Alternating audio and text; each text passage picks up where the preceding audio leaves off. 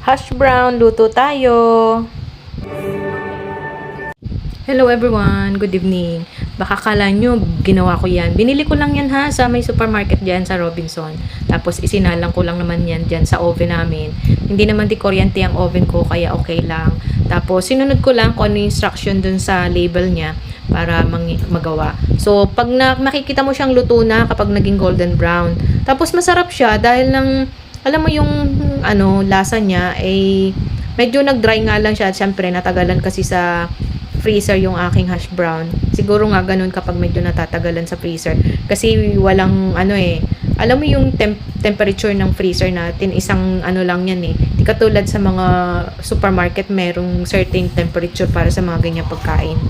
So, yun. Pero yung lasa niya, okay naman kasi hindi lang naman ngayon ako bumili niyan.